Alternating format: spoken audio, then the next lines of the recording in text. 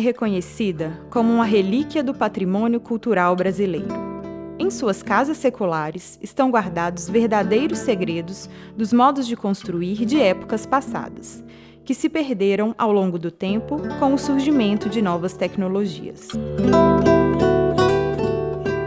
Ao longo das últimas décadas, diversas instituições se empenharam na preservação da grande enciclopédia da construção, que é o Centro Histórico de Ouro Preto. De modo que ainda é possível subir as ladeiras da cidade e encontrar um conjunto de edificações feitas com estruturas de madeira e paredes de barro.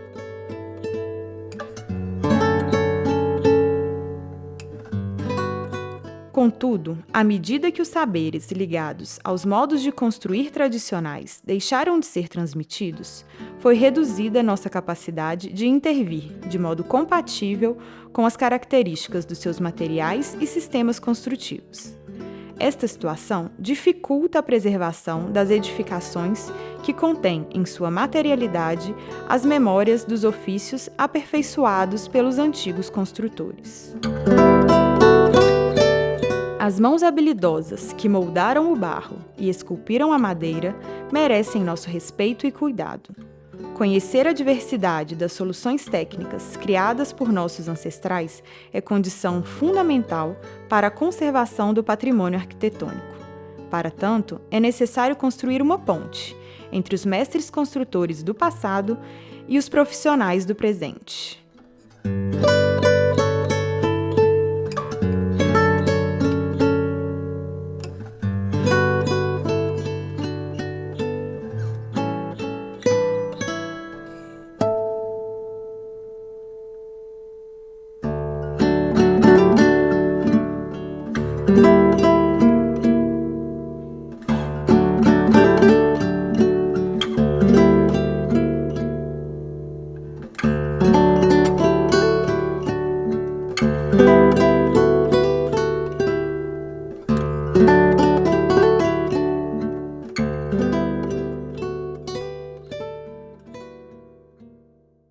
O projeto Mãos, Madeira e Barro, ele tem como ponto de partida a ideia de investigação das técnicas construtivas tradicionais aqui da cidade de Ouro Preto.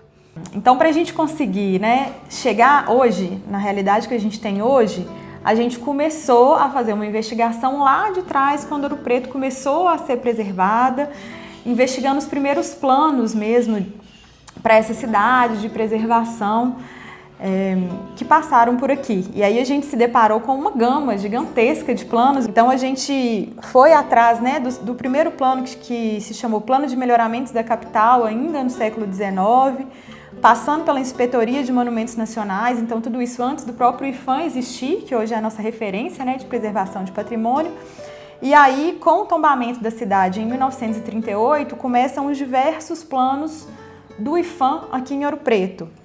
Então, só para citar, não vou entrar nesses planos, a gente teve em 49 o Salvemos Ouro Preto, em 59 o Plano Especial de Ouro Preto. Esses dois planos que foram planos que, para a gente, no nosso processo de pesquisa, foram muito importantes, que trouxeram muitas informações sobre a situação dessas casas, da arquitetura civil de Ouro Preto e quais as técnicas construtivas que conformavam essas casas naquele momento ali, em meados do século passado, porque foram planos que fizeram intervenções diretas nessas casas. Então a gente teve, em especial, o Salvemos Ouro Preto como ponto de partida, porque naquele momento foi feito um grande inventário aqui da cidade de Ouro Preto para identificar o estado de conservação da arquitetura civil, e foi no momento em que o IPHAN fez intervenções diretas nessas casas, inclusive reconstruindo paredes de pau a pique, enfim, fazendo obras emergenciais, obras externas, para que as pessoas tivessem condição de moradia, mas também para pensar na preservação dessa cidade enquanto conjunto. E depois disso, depois do Salvemos e do Plano Especial, vieram o Plano Viana de Lima, o Plano da Fundação João Pinheiro na década de 70, o convênio do IPHAN com a Prefeitura e com a UFOP na década de 80, e nenhum desses planos fez o que o Salvemos Ouro Preto fez lá no começo da década de 40, 50, que foi intervir diretamente nessa arquitetura civil. mas de toda forma foi trazendo para a gente subsídios para entender como que a preservação dessa cidade foi se conformando. Outro plano que foi muito importante, né, em termos de documentação e que para a gente também serviu de base para a gente entender como essa cidade estava para a gente poder comparar como ela está hoje, foi o Imbiçu, que foi um grande inventário nacional dos bens imóveis e que entrou em diversas casas aqui de Ouro Preto, então que a gente tem ali alguns levantamentos do Imbiçu de quais casas ainda tinham, naquele momento ali no começo dos anos 2000, as técnicas tradicionais de construção. Com esse levantamento a gente conseguiu cruzar os dados lá de trás do Salvemos Ouro Preto com os dados que a gente conseguiu obter na nossa pesquisa agora nos anos de 2024 e 2025. O programa Monumenta, que também aconteceu nesse momento aí, né, no final da década de 90, começo dos anos 2000, ele foi novamente um programa que interviu diretamente nessas casas, né, na arquitetura civil, com uma linha de financiamento, então, para poder fazer intervenção, para melhoria, tanto para restauro como pequenas reformas nessas residências aqui do Centro Histórico. E aí também a gente conseguiu muitas informações de fotografia de casas da compreensão de como o IPHAN interviu nessas edificações que tinham, né, as técnicas tradicionais do pau a pique, o estuque, o tabique, que a gente foi entendendo que eram as técnicas que conformavam essa cidade. E aí, por fim, a gente vai chegando, né, mais próximo da gente, já em 2010, em que o IPHAN começa mais com um processo de normatização de como que os próprios proprietários, enfim, como que as pessoas podem intervir em âmbito particular nas suas próprias residências e nos seus próprios imóveis.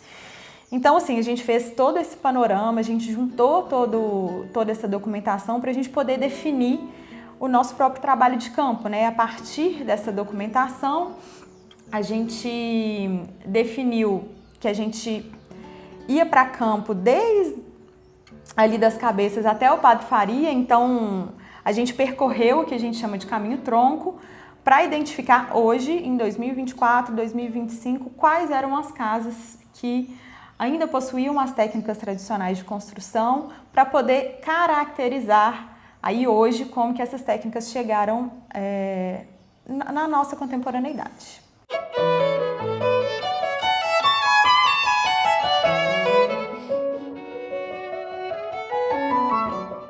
Pois é, falar de trajetória do patrimônio em Ouro Preto e no Brasil é falar do IPHAN. O IPHAN foi o grande protagonista, né, nessa questão da preservação do patrimônio no Brasil e vamos falar de Ouro Preto, que realmente Ouro Preto é um ícone dessa história da preservação do patrimônio, com certeza, né, foi onde os modernistas chegaram e entenderam que seria, né, aquele lugar que representaria a identidade nacional. Eles entenderam essa cidade como uma cidade acabada, como uma cidade pronta e acabada, a gente tem registros escritos disso, e entendendo que aqui era uma grande obra de arte.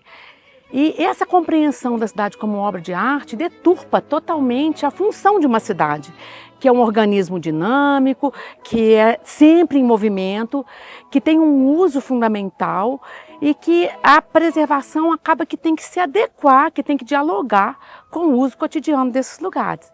Mas o que aconteceu nessa época? O IPHAN agia de uma forma bastante paternal, quase, bem paternalista. Tudo que se fazia aqui, tanto de obra como de intervenção nova, dependia do IPHAN. Ele tinha que dar o aval em tudo. Mas, como todo pai muito bacana, que passa muita mão na cabeça, é autoritário também, né? Então, essa duplinha de autoritarismo com paternalismo caminhou aí, né, com a história do IPHAN, e aí eu estou falando especialmente aqui em Ouro Preto. Então, o que aconteceu é que a população aqui em Ouro Preto tinha essa dupla sensação, né, de que tinha uma instituição que a protegia, mas também uma instituição que proibia, né? E aí não pode nada, né? Tudo que eu quero fazer na minha casa eu não posso, né? Então, desde arrumar um telhado até pintar a casa, ou quando a casa estava em péssimas condições, o IPHAN tinha ali uma equipe de obra urgente que colaborava, que contribuía, mas é uma relação muito antagônica que chegou até a gente hoje.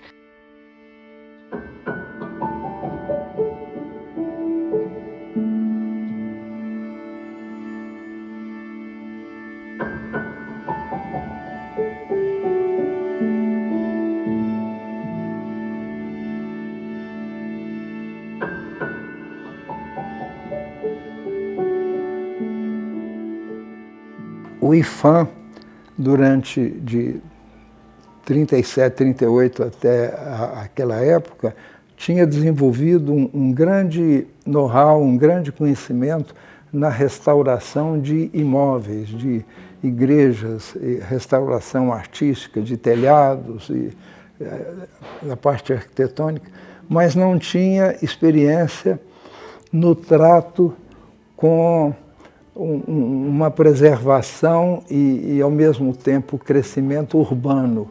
E o patrimônio, vendo que havia um crescimento de Ouro Preto e, enfim, como compatibilizar essas coisas, ele pediu o apoio da Unesco para indicar uma pessoa com experiência nessa área.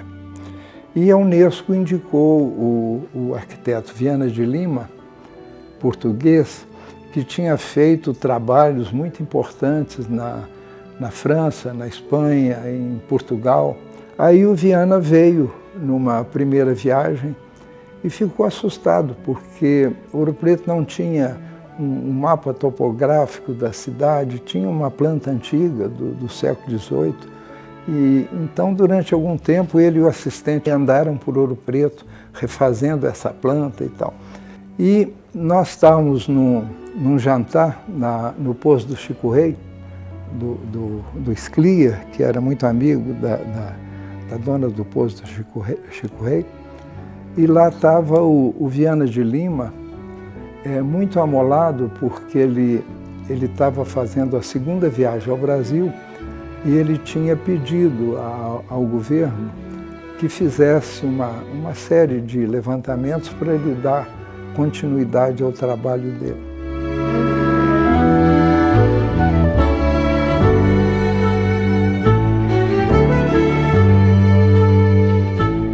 Ele era comunista, do Partido Comunista Português, e nós éramos de esquerda, e depois lá de alguns drinks lá, ele disse que nós poderíamos fazer o levantamento que ele pediu à prefeitura e ao IPHAN e que não foi feito, para ele dar continuidade ao trabalho.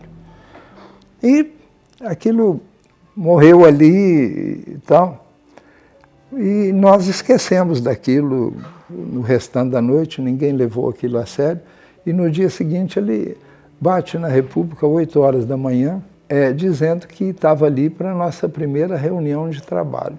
Aí foi um choque, além da ressaca, ter uma reunião de trabalho com uma coisa enorme que ele estava pedindo.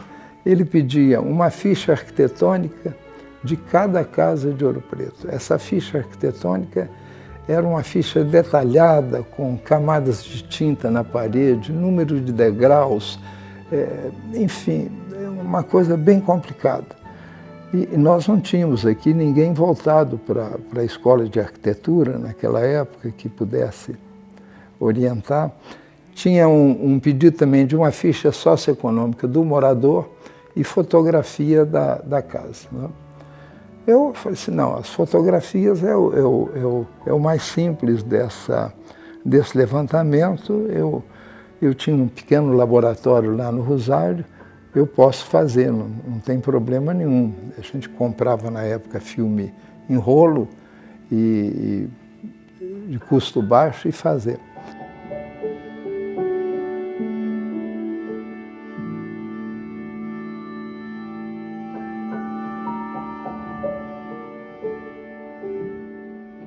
E durante um ano nós fizemos esse trabalho, ocupamos a casa da baronesa e montamos, tinha o trabalho de campo, tinha um pessoal de escritório que passava aquele desenho a limpo. No final do ano, nós, coordenadores do projeto, estávamos reprovados na Escola de Minas, todos perdemos ano, mas o trabalho estava pronto, sabe?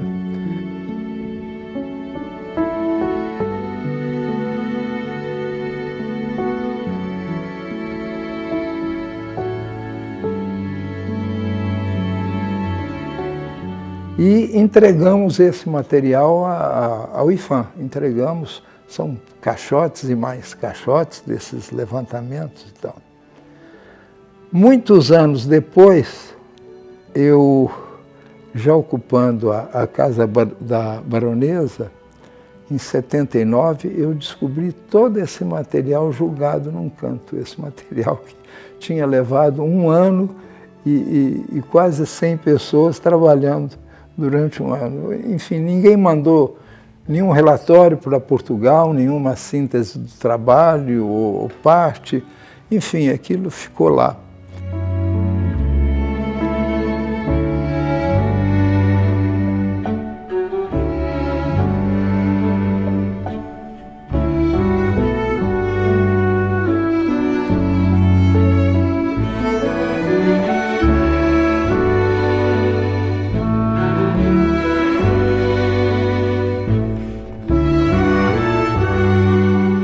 Todos esses planos, políticas, programas, projetos que a gente levantou, que a gente conheceu durante esse processo todo da pesquisa, foram muito importantes, né? Eles geraram uma documentação muito importante, que está disponível, né, para todo mundo acessar. Isso é uma forma de registro de toda essa trajetória, né, da atuação do IPHAN e até de antes do IPHAN em Ouro Preto. Só que uma coisa que nos chamou muita atenção foi que nenhum deles fez uma abordagem, digamos, mais aprofundada desse aspecto do saber fazer, do conhecimento dos mestres, do conhecimento das técnicas, né?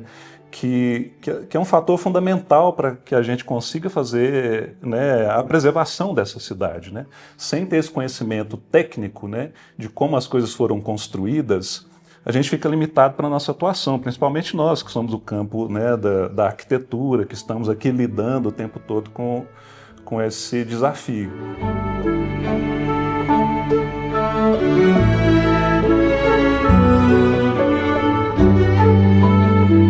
Há que se ter, né, diretrizes, critérios que balizem e que deem subsídios para as intervenções em todos os imóveis, nos habitacionais também, e inclusive da motivação para o uso habitacional. E aí eu estou falando até de uma ótica bastante, digamos, conservadora, que é isso, assim, Ouro Preto está revisando seu plano diretor, é fundamental que traga a baila, que traga a questão da habitação nesse centro antigo, da motivação para que esse centro continue abrigando população, não só comércio, não só uso turístico, mas o uso habitacional. E isso a gente também faz por meio de instrumentos e de normativas e de regulamentações.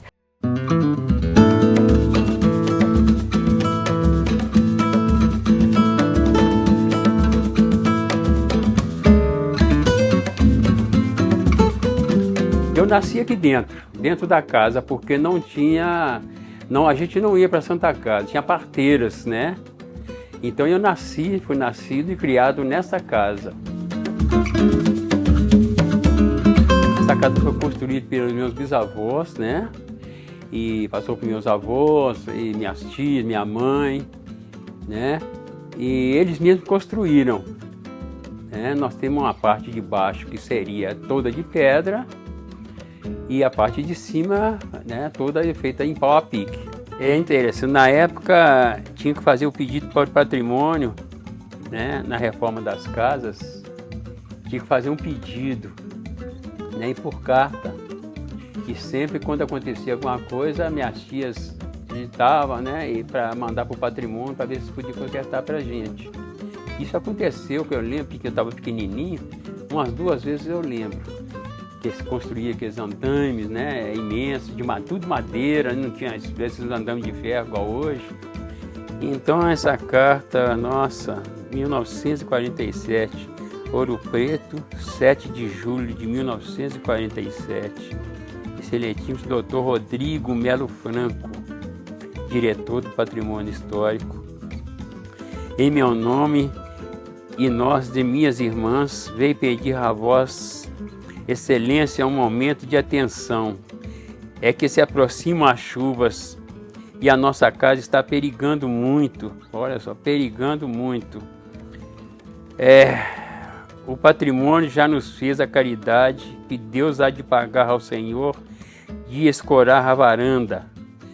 Mas a parede está amarrada e com as chuvas fortes que caem, a parede pode não aguentar e ficarmos desabrigados e cairá por cima do telhado da casa da vizinha, o que é perigoso. Vem pedir o Senhor a caridade de dar ordem de conserto, pois sabemos que depende só do Senhor.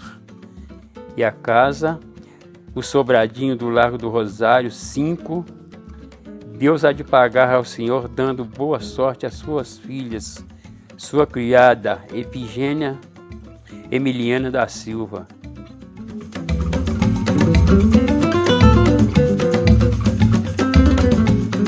O pau a pique, ele dá um aviso, né? Não é como o tijolo. O pau a pique, ele vai envergando, vai se inchando, como diz o outro, inchando, né? Vai avisando que a parede está perigando, né? O tijolo não, o tijolo ele já perigoso de descer direto. Então as pessoas transmitem isso pra gente. Nossa, a casa que a varanda é linda. Ó, tem vontade de tirar uma foto, né? Aí na sua varanda, tal.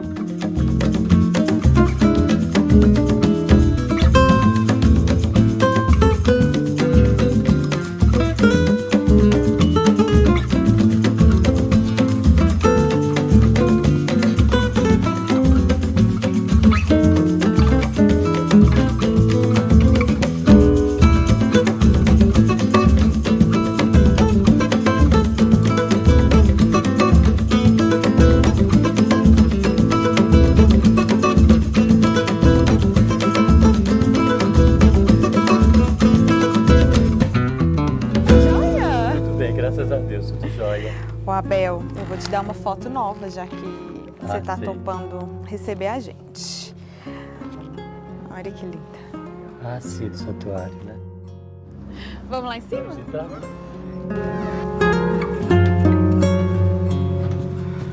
Ô Abel, conta um pouco pra gente sobre a casa da sua família, há quanto tempo que vocês estão aqui. Você relatou muito pra gente sobre a preocupação que vocês têm com a preservação da casa. Nós moramos e que meus pais compraram com muita dificuldade.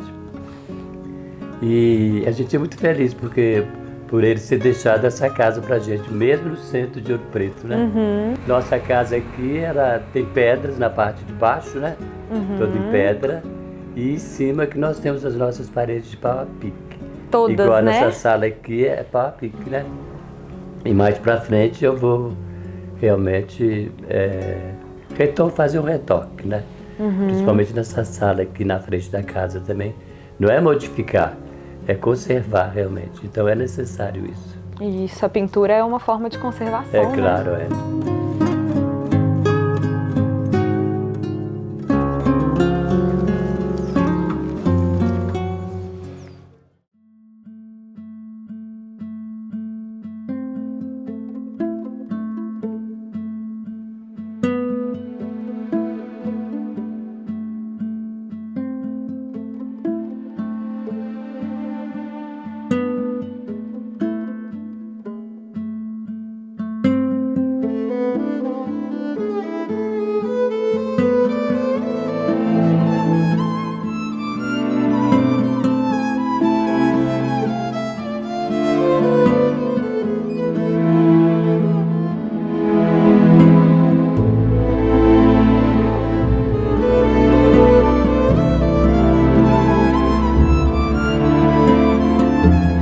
Durante o nosso trabalho de campo, isso foi muito importante para essa pesquisa, a gente se propôs a identificar, a caracterizar a diversidade de modos de construir paredes aqui em Ouro Preto.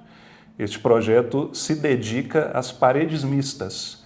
O que a gente chama de paredes mistas são essas paredes que são construídas com madeira, com fibras e com barro, revestidas com argamassas à base de cal, pintadas com cal. E no campo técnico a gente chama elas de paredes mistas. Digamos que no senso comum é mais fácil entendê-las como paredes de pau a pique, paredes de estuque, paredes de tabique. As paredes de pau a pique são conhecidas, né? Isso faz parte da nossa cultura construtiva, no Brasil inteiro a gente sabe o que é. Mas no caso especial de Ouro Preto, a gente tem outras formas de construir, que são o estuque e tabique, que são muito importantes. E são modos de construir que são muito versáteis, isso é uma coisa muito importante dessas técnicas, e muito pouco documentados, né? E durante a pesquisa a gente foi entender que né, essa diversidade de modos de construir, e também entender digamos, as conexões entre esses modos de construir, modos híbridos de construir, que misturam diferentes técnicas, e isso tem uma riqueza muito grande, né? Isso é muito importante para a cultura construtiva de Ouro Preto.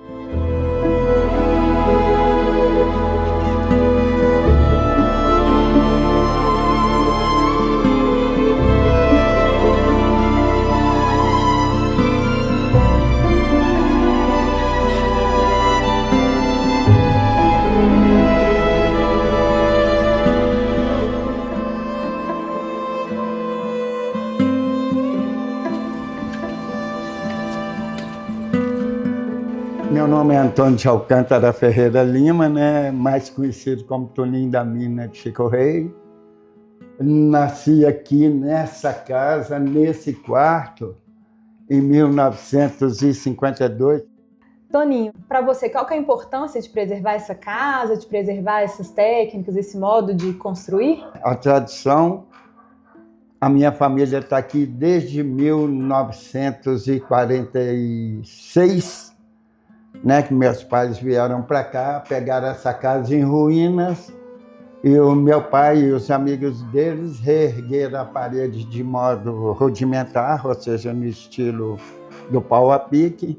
O meu pai me ensinou, né, porque a gente era a mão de obra, né, de serviço dele. Então, era questão de acondicionar o couro na água, né, deixar ele bem umedecido durante 45, 50 dias, né, escolher a taquara no mato, né, sair lá para o lado da Cachoeira das Andorinhas, qualquer morro, São Sebastião, para colher o bambu, para poder fazer o taquaril, né, e o pau a pique.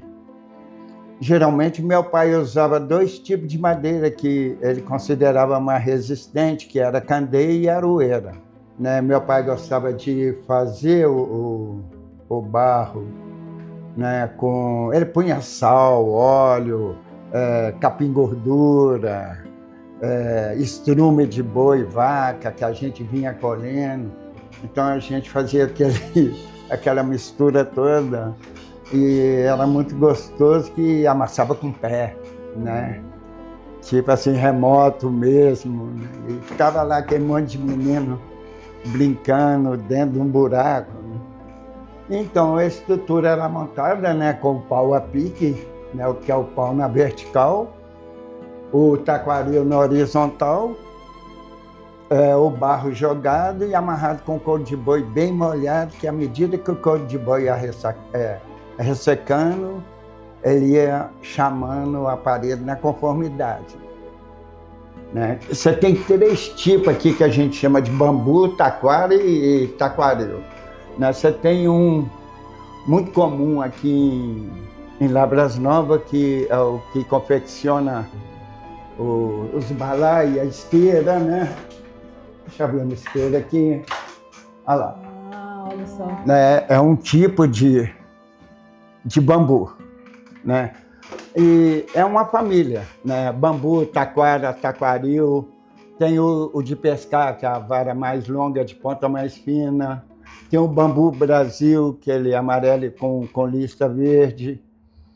E o preparo, limpar direitinho. Aí meu pai limpava, passava sebo, e depois passava ele na fogueira, e ia separando a curar. Né? Primeiro curava para depois montar. Bom demais. Então era sempre uma memória coletiva, né? Isso é Sim. muito legal que o senhor conta, assim, de ter as crianças, os amigos do seu pai. E vocês faziam isso também na casa dos amigos do seu pai? Você tem essa também. memória? A coletividade era humanitária, né? Era estendida a todos os amigos.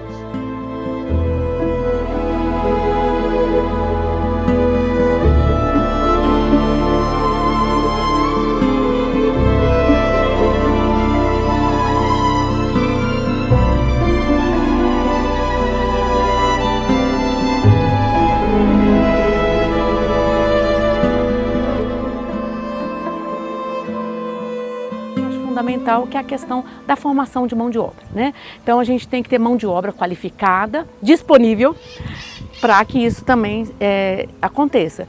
E aí a formação de mão de obra, vou começar, né, de nível superior, né, conservadores, restauradores, arquitetos, engenheiros, né, historiadores, toda essa gama, né, de profissões que permeia a questão da preservação do patrimônio, formação dessa mão de obra para compreender o que é esse patrimônio hoje e para saber intervir neles, né, porque não adianta só compreender de uma forma conceitual, tem que saber intervir, tem que saber o que é um pau-a-pique, como é que ele se compõe, qual o material, qual o traço.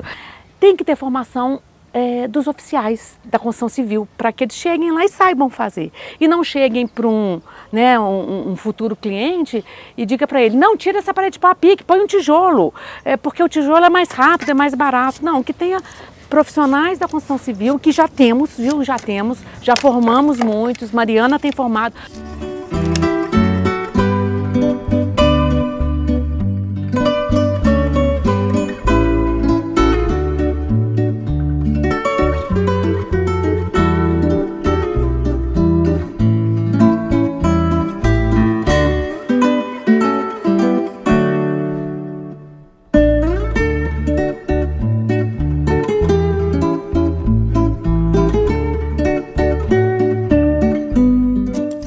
Seu Carlos, esse bambuzinho que o senhor está mexendo aí é o galho do bambu, não é?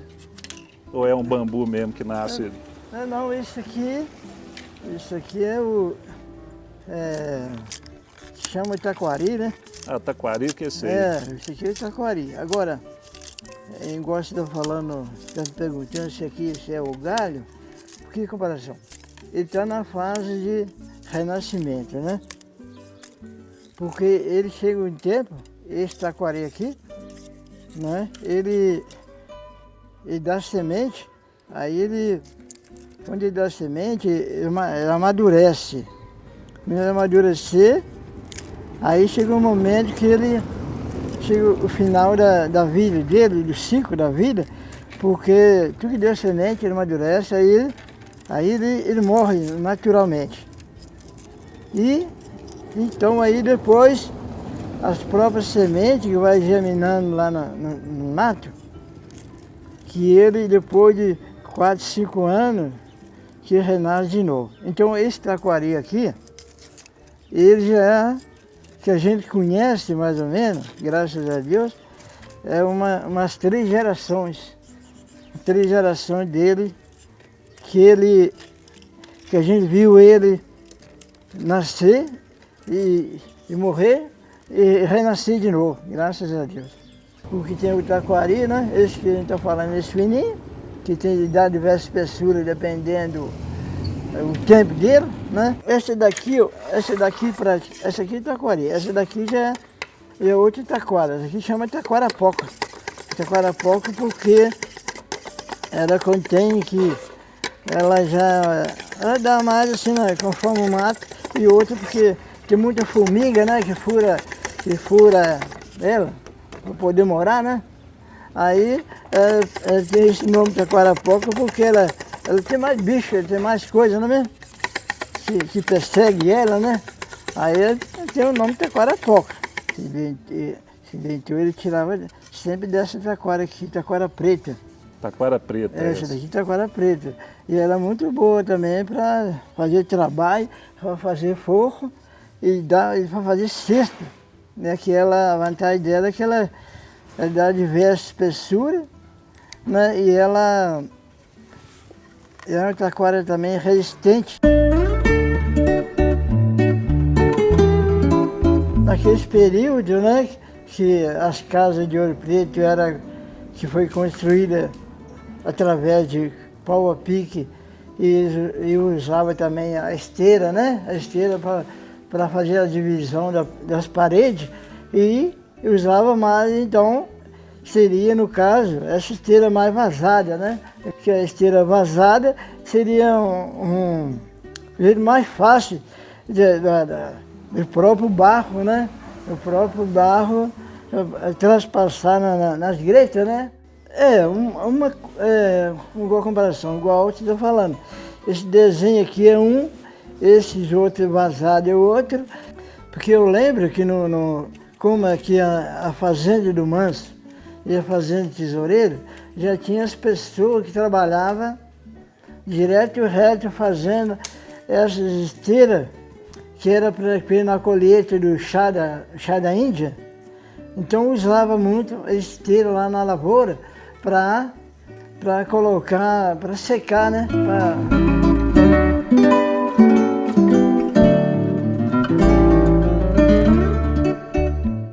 A gente aprendeu brincando mesmo, porque né, nesse período a gente tinha mais ou menos de 9 a 10 anos, né, que a gente via os pais da gente, os avós, tudo fazendo esse trabalho, igual a gente está contando que deu daquela fachada, né, daquelas pedras que tem lá logo na subida, né, até aqui em cima, no final da rua, tudo.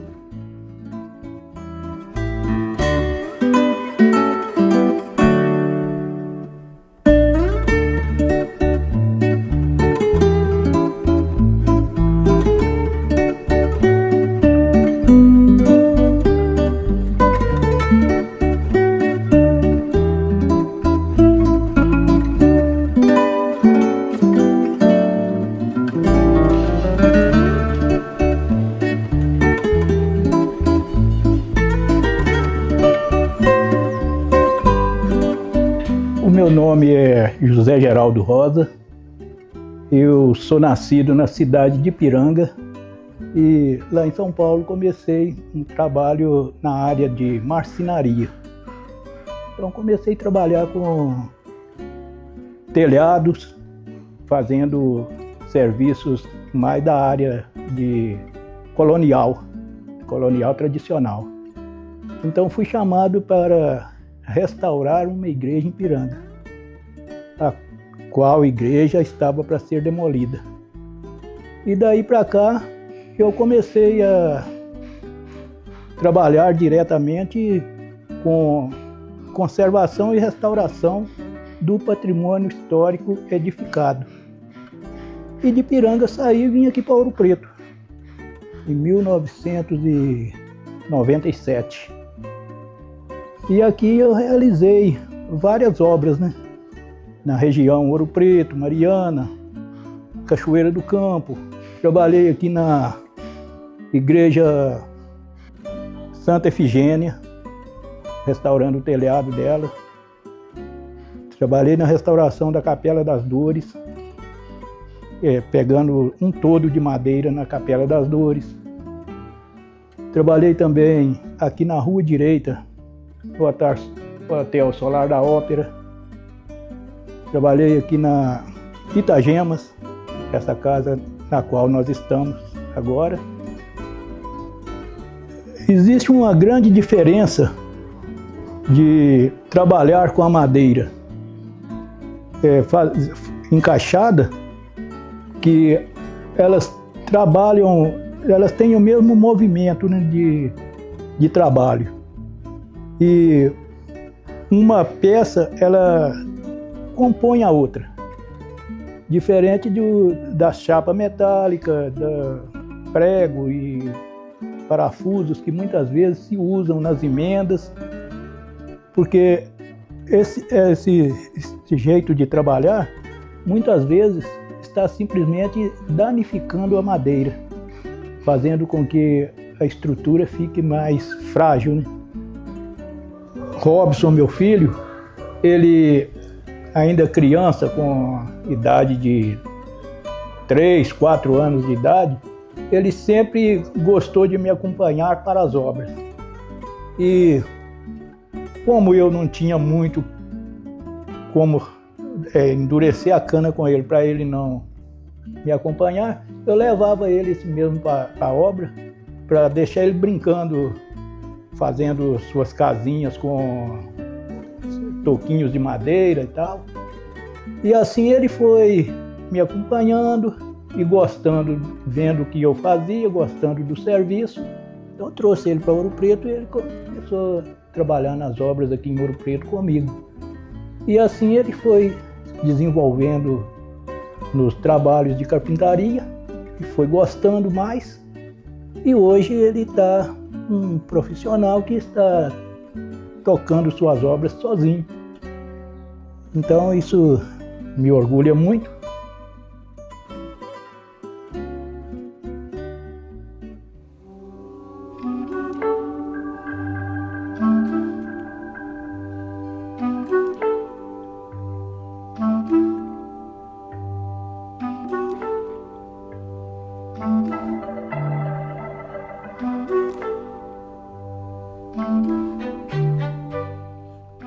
Essa casa é uma casa que, durante os anos, ela sofreu muitas intervenções e veio sendo muito degradada, com vazamento de água, cupim também deteriorou ela bastante. Então, nisso, o desafio maior é que ela tinha uma estrutura muito perdida. Com isso, a intervenção nela é uma intervenção muito grande, tem que mexer em todos os pontos da casa.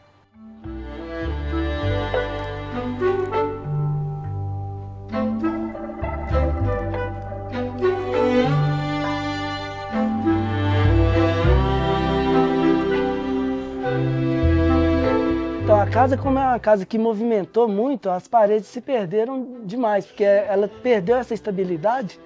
Com isso, a casa entortou, não tinha onde, ela já tinha o reboco todo estourado, pau a pique deteriorado por causa de água, por causa de cupim, entendeu? Nisso estava muito perdido essas paredes. Só uma parede que nós estamos fazendo o possível para manter, pelo menos o reboco com uma pintura que tem nela intacto, assim, né?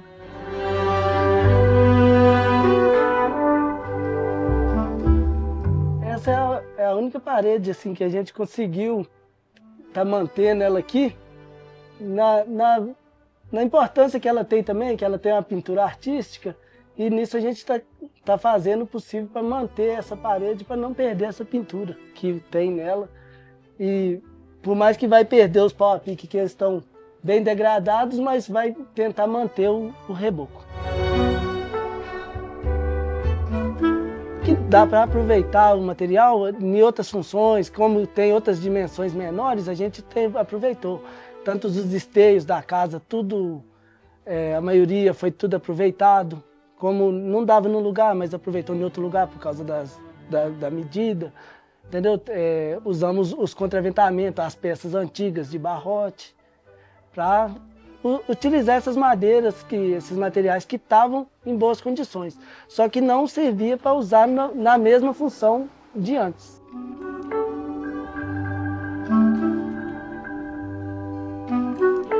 Nessa estrutura aqui, a gente vê, né, a estrutura de madeira da parede de pau a pique, que está razoavelmente bem, assim, né? E só que o que acontece? Com isso, a estrutura de portal, madre, barrote, a trava em cima não estava suportando. Com isso, tudo deteriorado, com isso teve que desmanchar para poder fazer de novo a estrutura, não teve como aproveitar a parede, a gente vai conseguir reutilizar esses materiais na nova parede. Aqui é os encaixes que a gente usa de rabo de andorinha, né, para travar os barrotes.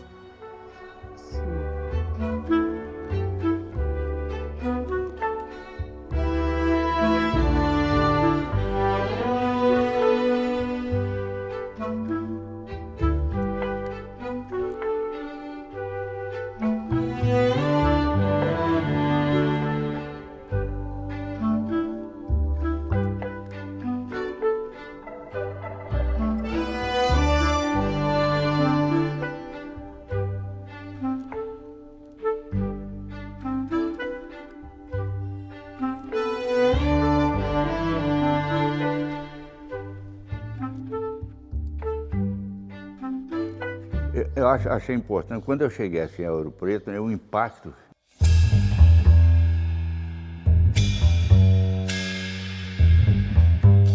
Eu percebi a coisa seguinte, é a dificuldade do cidadão aqui de Ouro Preto, que mora principalmente na parte tombada, dele zelar, dele manter aquilo. Primeiro é que ele não sabe, ele não tem uma ideia, né? O que é uma preservação do patrimônio? Depois é o seguinte, quem tem a ideia, a gente vê que é uma coisa muito cara. É claro, Ouro Preto não corre o risco, né, de ser coberto por nenhuma areia do deserto, mas a erosão do tempo, né, se ninguém for esclarecido, se ninguém for ajudado, a pessoa vai Ouro Preto, a tendência seria descaracterizar por falta de informação e por falta de condições.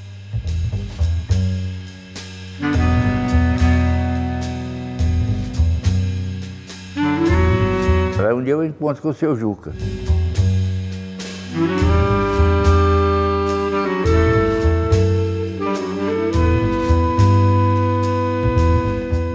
Olha, seu Juca, o que está fazendo? Estou dando aí, nós temos um curso de cantaria.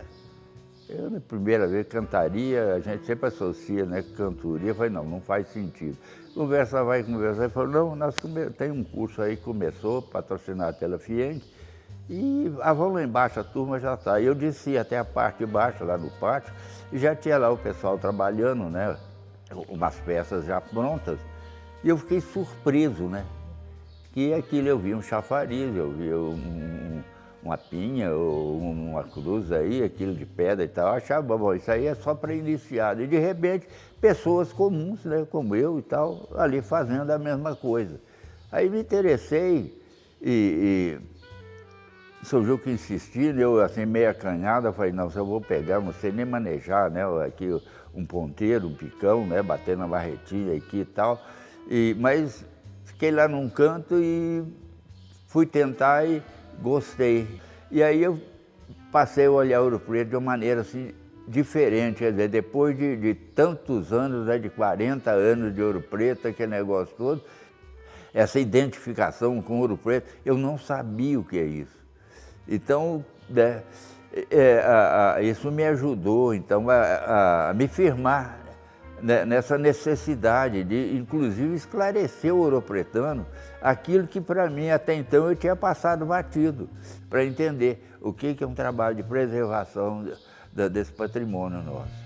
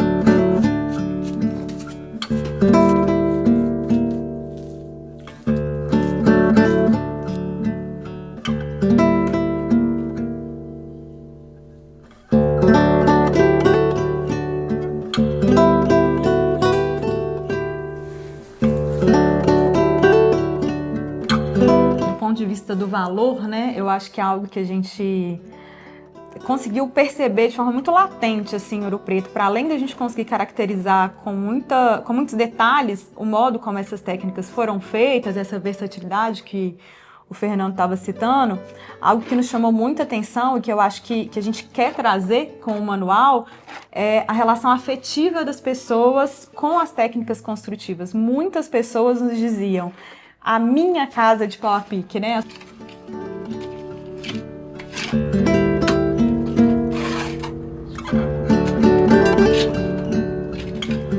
Né? Sem a gente conhecer esses modos de construir, sem ter clareza de como essas técnicas eram executadas, a gente também não tem clareza de como a gente vai intervir.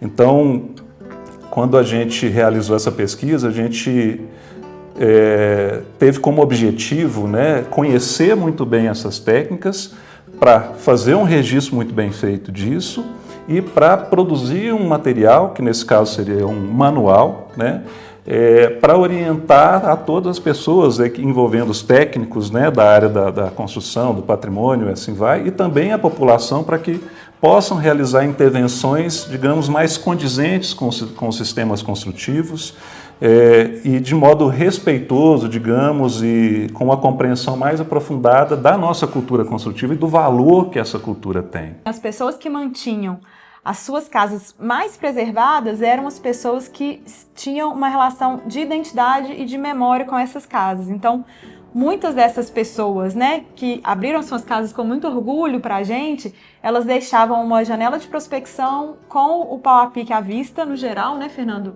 Massivamente o pau a pique foi usado aqui. E a gente percebe que essa relação de identidade com preservação, ela é diametralmente proporcional, assim. Quanto maior a relação da pessoa com a sua casa, mais preservada é a sua casa.